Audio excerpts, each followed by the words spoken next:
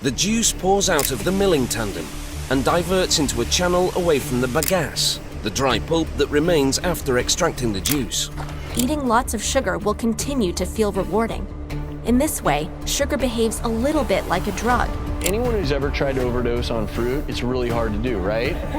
Because that fiber is telling you, okay, you've had enough. Yeah, you get very... But you can overdose on sugar real easy. The more aware you are of what sugar does, the less you're going to consume it. I watch people all the time around me just consuming massive amounts of sugar, and I'm like, oh my gosh, how could you possibly do that?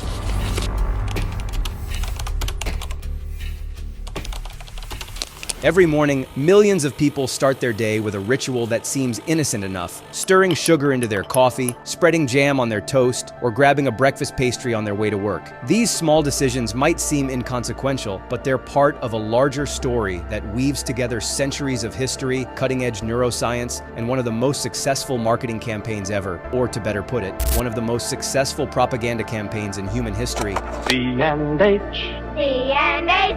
Pure cane sugar. Pure cane sugar. From Hawaii. From Hawaii. Growing in the sun. Growing in the sun. Welcome to another episode of Tasting the Truth, where we will talk about the devastating truth about sugar and the negative effects that come with it. After watching this, you might want to think twice about grabbing sugary sweets from the pantry. Candy.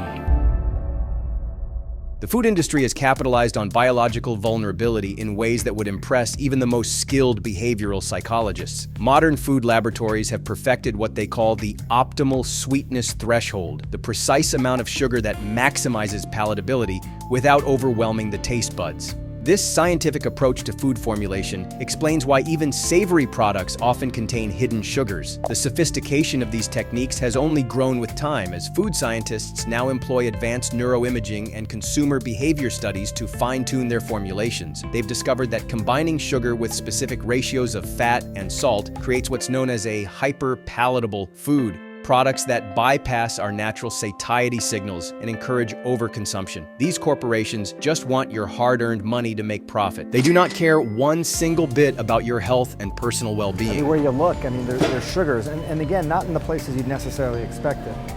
Spaghetti sauce. Half a cup, which is one serving, has 12 grams of sugar. Let's examine your typical grocery store through this lens. The challenge isn't finding products with sugar, it's finding products without it. Food manufacturers have become adept at disguising sugar in their ingredient lists, using terms like dextrose, maltose, or rice syrup. A typical healthy breakfast of yogurt, granola, and fruit juice might contain more sugar than what the World Health Organization recommends for an entire day. This deception goes beyond simple ingredient listing. The industry has mastered the art of health washing, creating products that appear nutritious while delivering substantial sugar loads. Even more concerning is how these hidden sugars appear in unexpected places. Everything from bread to salad dressing to supposedly healthy protein bars often contains significant amounts of added sugars. The companies try to hide the fact that they blamelessly put sugar in your so-called healthy products behind minuscule lettering without you noticing it. It's simply evil, and their intentions are beyond vile. The illusory deception doesn't stop at hidden ingredients. The industry also manipulates how sugar content is presented on labels. By using unrealistically small serving sizes, companies make products seem healthier than they are.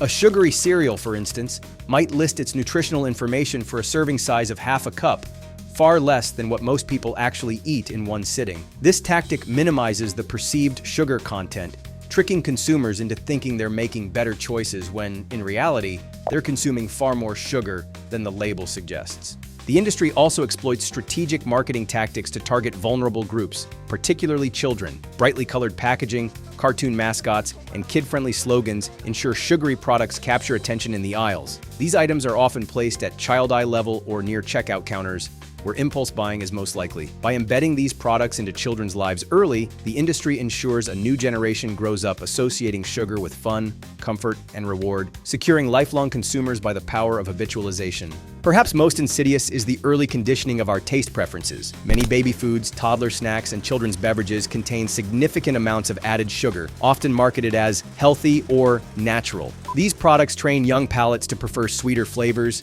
making less sugary, whole foods seem bland or unappealing. This strategy not only creates a dependency on sweetened foods, but also establishes sugar as a dietary cornerstone for many people from a very young age. Baby and toddler foods are getting sweeter every year, and most of it is ultra-processed, which could have long-term health impacts like heart disease, diabetes, and even cancer. Adding to the confusion is the industry's use of health-focused language to disguise sugar under more appealing names. Terms like organic cane juice, agave nectar, and coconut sugar sound healthier, but are nutritionally similar to regular sugar. Sugar is an ingredient that's added to many foods to make it sweeter, and make it more palatable to us so we can crave it more. So with sugar, the problem is that it has up to 60 different names. So it makes it difficult for the consumer to realize that, hey, this product does have sugar, even though it doesn't say sugar in plain English. These rebranding efforts target health-conscious consumers who might avoid sugar on an ingredient list, but unknowingly consume large amounts of sweeteners disguised by these euphemisms. This deliberate misrepresentation makes it nearly impossible for consumers to make truly informed choices. Even more frustrating is the way companies manipulate the concept of better alternatives. Products labeled low sugar or reduced sugar often substitute other unhealthy ingredients like artificial sweeteners or fats to maintain palatability. Similarly, products with natural sweeteners often contain just as much sugar as their traditional counterparts, but are marketed as guilt-free indulgences. These tactics exploit the desire for healthier options while ensuring sugar remains an integral part of our diet. Now, did you ever wonder if sugar around the world gets consumed differently? Between the USA and Europe, it's vastly different. Let's give you a simple practical example. Take one Fanta bottle from the USA and one from Europe. If we compare how much sugar is in each different bottle, we discover something truly sinister. The Fanta bottle from the USA is more than double in the amount of sugar added in comparison to Europe's counterpart, 2.5 more times of sugar to be exact. Now, before we give you the dark answer, we want to let you know that the recommended overall daily intake sugar is only 25 grams per person. Now, in which one do you think is 16 grams of sugars added? USA or EU, which is almost 25 grams already anyway? Yeah. Europe's one. So that means the Fanta bottle of the USA already exceeds the 25 grams limit with a whopping 40 damn grams. This is just to give you an idea how far this rabbit hole goes. Think you know sugar? Think again. That innocent-looking white crystal is probably the most underestimated substance in your kitchen. We're not talking about the obvious stuff like cavities or weight gain. Those are just the tip of the iceberg. Sugar is pulling off a masterful deception in your body, triggering changes so profound that scientists are still discovering new effects. And the craziest part? Most of these effects start happening just minutes after that first bite of your morning donut. The sweet taste that makes your brain light up with pleasure is just the beginning of a complex chain reaction that affects every single cell in your body. First off, when sugar hits your bloodstream, it's like pulling the fire alarm, but that's just the start of the story. Your pancreas immediately pumps out insulin, desperately trying to handle this sugar flood. Do this too often, and your body starts ignoring these alarms. That's how diabetes begins. Insulin resistance is a spectrum. And so we can measure how insulin resistant anybody is at any moment. You can measure me, you can measure yourself, you can measure your mom, your sister, your friend, your colleague. You can measure insulin resistance at any given moment. When you're not insulin resistant, you're called healthy. When you get more insulin resistant, you're called pre-diabetic. And when you get really insulin resistant, then you're called type 2 diabetic. But wait, it gets even worse. Remember how sugar rots your teeth? Well, it's doing something similar inside your body, and the process is way more sinister than you'd expect. Sugar molecules grab onto proteins throughout your body in a process called glycation. Think of it like molecular caramelization, except instead of making a tasty dessert, it's stiffening up your tissues. Your skin gets stiff and wrinkly, your arteries, same thing. Your joints? Yep, them too. Scientists can actually measure these sugar-damaged proteins in your blood to determine how quickly you're aging. The more sugar you eat, the faster this aging process accelerates. And unlike other kinds of damage, these changes are incredibly hard to reverse once they happen. Glycation happens naturally in your body when a protein or a fat is exposed to a sugar molecule. What happens is they actually bind together to form a harmful compound called advanced glycation end product, or for short, the acronym is AGE, which of course spells age, right? Both literally and in how these compounds destroy your body. They drive inflammation and oxidative stress. AGEs accelerate the aging process by clogging the blood vessels of major organs like your eyes, your heart, your brain, your kidneys. Now, since sugar creates AGEs, this is the reason diabetics seem to age faster. Here's something that'll blow your mind.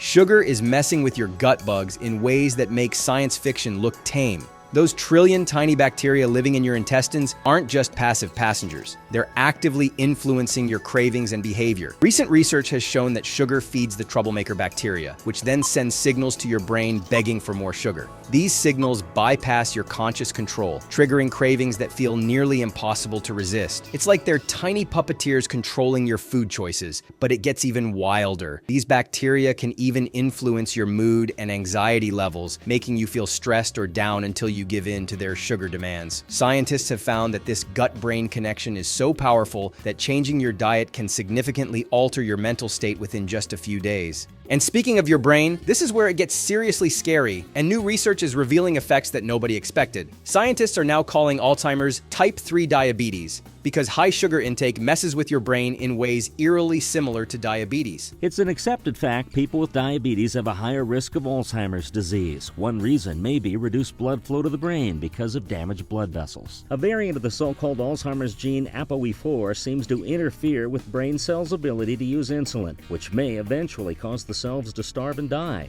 Unofficially, it's called type 3 diabetes. Let's talk about sleep. And what we've discovered will make you think twice about that late-night ice cream binge. Having sugar before bed isn't just bad for your teeth. It messes with your entire biological clock in ways we're only beginning to understand. When you eat sugar late at night, you're essentially telling your body it's time to start the day again. Your hormones get confused, your sleep quality tanks, and you wake up feeling like you barely rested. But new research shows it's even worse than that. Sugar at night interferes with your body's natural cellular cleaning system that activates during sleep. Your brain actually shrinks slightly at night to allow waste products to be flushed away. But sugar disrupts this crucial process. And since this cleaning system works best during deep sleep, sugar's sleep-disrupting effects create a double whammy of cellular buildup that accelerates aging and increases disease risk. We know that not only does sleep affect blood sugar levels, but blood sugar levels can then affect sleep. And if you're someone where your energy is going up and down, your blood sugar's going up and down,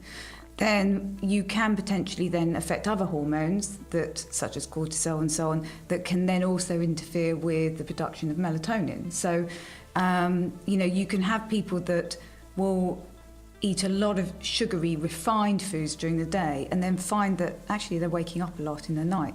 And their blood sugar's all over the place. Here's a shocker about your immune system that practically nobody knows about. Every time you eat something sugary, you're basically putting your body's defense system on vacation, and not a short one. For up to 5 hours after eating sugar, your white blood cells, the body's security team, become terrible at fighting off germs. They move slower, react worse, and basically act like they're sleeping on the job. With everyone snacking all day long, many people's immune systems never get a chance to work at full strength. Recent studies have shown that this immune suppression is so significant that athletes are now advised to avoid sugar before competitions, not just for energy reasons, but because it makes them more likely to catch a cold or flu. The effect is so dramatic that doctors can actually measure a 40% drop in your immune system's ability to kill bacteria after consuming just a couple of sodas. The food industry's response to all this research is a fascinating story of denial and distraction that'll make your blood boil. They've spent billions, yes, billions, convincing us that sugary foods are normal, even healthy, part of a complete breakfast, right? More like part of their complete profit plan. But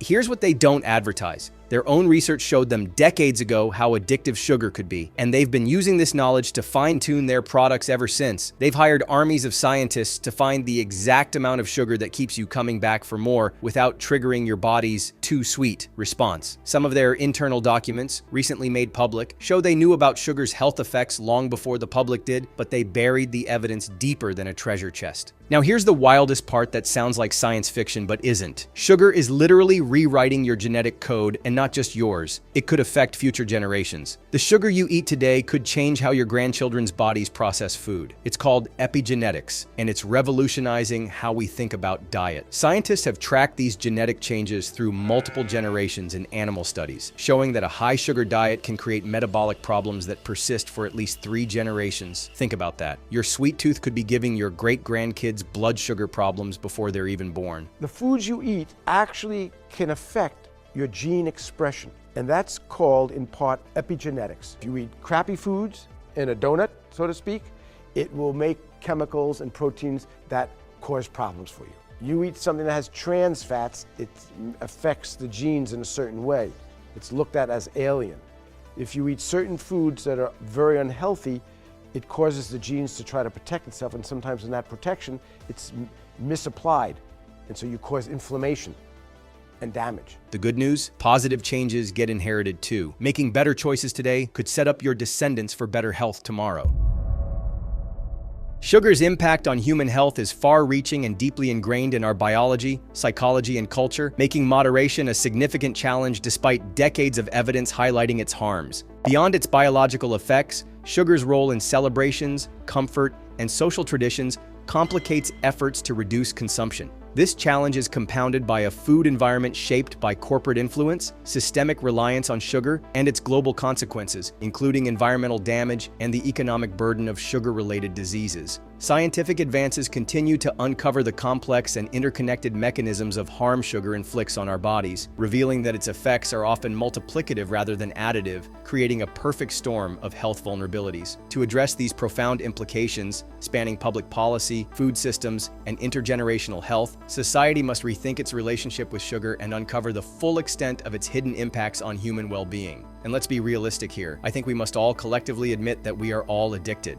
The pervasive presence of sugar in our lives is not just a matter of biology or food systems. It also shapes how we interact with one another and navigate our social worlds. Sugar is intricately woven into the fabric of human relationships, serving as a symbol of love, celebration, and connection. From birthday cakes to holiday feasts, sugary treats have become essential markers of communal bonding and tradition. This cultural significance makes it challenging to extricate sugar from social practices, as removing it can feel like a rejection of shared experiences or even of the relationships themselves. For many, the act of sharing a sugary indulgence is less about the food and more about the emotional and relational connections it fosters, further cementing its role in our collective lives.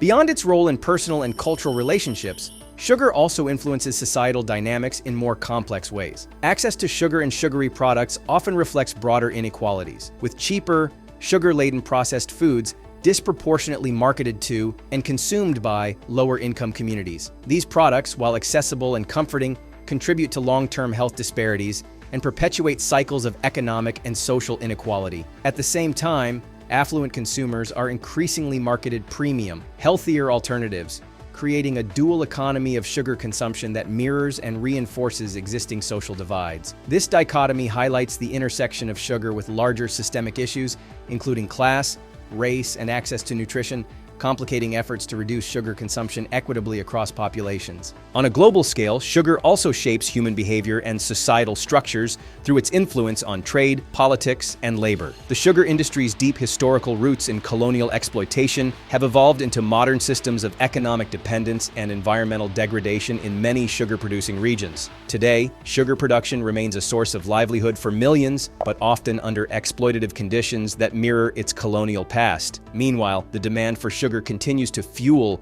global markets, shaping consumer behavior and cultural trends through aggressive advertising and corporate lobbying. These systems highlight how sugar is not merely a dietary concern, but a driving force in the global economy, affecting the ways societies are structured and how individuals navigate their place within them. But however, sugar, while often vilified, does still play an important role in human biology and can be beneficial when consumed in strict moderation. As the body's primary source of energy, glucose fuels essential functions, including brain activity and physical performance, making sugar particularly valuable during intense exercise or for individuals managing low blood sugar. Natural sugars found in whole foods like fruits and dairy provide energy alongside vital nutrients, unlike added sugars. Sugar also enhances food preservation and preparation, contributing to the diversity and longevity of our diets. Additionally, its ability to boost serotonin levels can offer moments of emotional comfort, especially in social or celebratory contexts. While not strictly necessary in its added form, sugar, when consumed mindfully, remains an integral part of both nutrition and cultural traditions. Sugar itself is not bad, just how we treat sugar is bad, and the indulgence of too much intake is. And by the way, you don't have to become a sugar-free zealot to be healthy.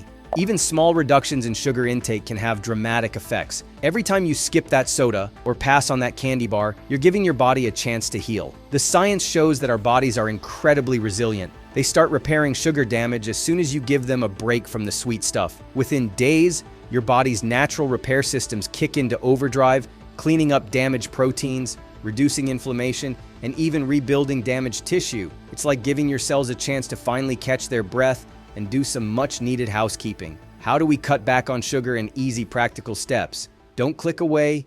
We will reveal all our secrets right now. We've talked about a lot today. We also, of course, like every other episode, want to give you solutions to these problems. Now, surprise, surprise, we don't think you should be eating excessive amounts of sugar/sugary products. Raise the bar high for yourself in the discipline of eating less of it, since what we think might be a normal amount already might be too much for our bodies. But as we always say, do not take our word for it. Do your own research. You can start with cleaning out everything sugary in your fridge and pantry. The frozen yogurts, sweets, candies, chocolate chip cookies, peppermints, etc. Get rid of all. Creating an environment where there are no temptations left for you to indulge in is a win-win. You make it easier for yourself to eat healthy and eating less of the unhealthy things. Creating an environment where it is easy to win and hard to lose, so to say. The power of saying no is extremely underrated, and you can use it to stop your addiction. A lot, and I mean a lot of people, offer you sweets like cupcakes, brownies, cookies. We can go on and on. Think about it. At work, school, if you still go there, parties, at home, on the way to your destination, moving somewhere, you get tempted everywhere too. In the store, train station, gas station, it's everywhere calling for your consumption. So when people offer you unhealthy treats, just say, "No thanks," or "No thank you, I appreciate the offer." You might have to say it twice, but people actually respect this act and might ask you why, making them interested in your journey of becoming more healthy. You might even help them. Remember that if you use the excuse that it's a special occasion this time, if you do take something, you should think when that is okay or not and set clear boundaries for yourself. If not, then it so happens that you might say it every time, and before you know it, you're eating something sweet every day again, and the addiction promptly continues. Now, we have an awesome book recommendation. No, we are not sponsored. We just happen to like this book so much, we used it for this video too. It's called Glucose Revolution by Jesse and Chauspé. This book goes deep into the facts of glucose, fructose, and blood sugar levels. It's super interesting and easy to read, plus it's not too long either. It comes with 10 steps on how to reduce your glucose levels peaking, which results in fat loss, more energy, less chance to get sick, and so much more awesome positives. After reading it, you'll be a pro at knowing what peaks your glucose levels and what does not peak it. For example, if for some reason you have to eat sugar, the book goes in detail why you can do that, but just not on an empty stomach. If you need sugar, just make sure you eat it with something or after something that's healthy. Eating yogurt with honey after your eggs and avocado toast breakfast is way better than eating it on its own. No more grocery shopping while being hungry. The everyday common grocery mart is filled with tricks to make you buy food you don't actually need. Shopping there while being hungry most likely will result in you buying the wrong foods. So make sure to eat your breakfast or lunch before going. Look at the back of the products in the ingredients section to make sure there are no added sugars in the products you buy. Again, we are not sponsored, but an amazing app is Yuka. This app allows you to scan the barcode of any product and tells you how good or bad it is for you. Take control over your diet with it. It's time to make food listen to your commands instead of the other way around. Another great way to avoid sugary temptations is to order your groceries online. This is great, it saves time, and it is making it less tempting to order unhealthy garbage. It might be a little bit more expensive, but in the meantime, while it gets delivered, you can do something else like exercise, reading, or coming up with a new healthy recipe to cook from the groceries that arrive later from your online order. If you still struggle getting rid of the daily sugar cravings, then try to replace bad sugars with good sugars instead. What am I talking about? Fruit, obviously. When craving sugar, you can grab an apple, mango, banana, orange, strawberries, or blueberries. You probably won't easily eat too much of it since the fruit is also packed with fibers on top of the natural sugars, which tells you to stop eating after you've had enough, unlike added or bad sugars. That's why it's so easy to eat lots of ice cream in the heat of the moment. But after it, your body feels so bad. Fruit acts very different in the body, and why is that? When you consume fruits and vegetables, you're not just getting that sugar, you're getting a big dose of nutrients, vitamins, but just as important as that is the fiber. And what that fiber does is it helps slow the absorption of those sugars into the body. By preventing that massive absorption of sugar all at once prevents a massive release of insulin, and that's what we try to avoid. When you drink soda, when you eat pure sugar, you'll get a massive spike in insulin. That tells your body to store that energy, oftentimes as fat. So next time you feel the dying need to eat sugar, grab an apple. That's my personal favorite. An apple a day keeps the, you know the rest. Despite the wide variety of sugars available, such as table sugar, brown sugar, powdered sugar, honey, agave syrup, and even bamboo sugar, at their core, they are all essentially the same, sugar. While their sources and processing methods differ, these sugars ultimately break down into simple sugars like glucose and fructose in the body, providing the same caloric energy. For example, table sugar, sucrose, is a combination of glucose and fructose, while honey and agave syrup are primarily fructose with varying amounts of glucose. Brown sugar is simply white sugar mixed with molasses, and powdered sugar is finely ground white sugar. Though some of these alternatives, like honey or agave, may contain trace minerals or antioxidants, the differences are nutritionally negligible when consumed in the typical quantities. Ultimately, the body processes all these sugars in a similar way, and their health effects depend less on their form and more on the total amount consumed. Sugar is sugar, regardless of how it's packaged or marketed, so we recommend to just choose one. Our go-to? Honey. Honey is awesome. We could make a whole new documentary on the golden substance itself. Did you know that the Bible mentions honey 61 times? This bee-made fluid is certainly the most yummy sugar you can have. It has the most antioxidants out of every sugars available on the market. Make sure you buy the biologic, organic, glass-potted flower honey made by bees. As they like to say, if nature didn't make it, don't take it. Thank you for watching today's Tasting the Truth episode, and if you have learned something new, make sure to let us know in the comments down below. You made it this far to the video, so I'm sure that you enjoyed watching it. You can show us by giving it a like. Subscribe to the channel for more lessons on the bittersweet tasting truths in our world of food. If you are interested, we also have a video on why the toxic pork industry is not telling you the truth about certain things that are inside bacon. It's on the screen if you want to watch it next.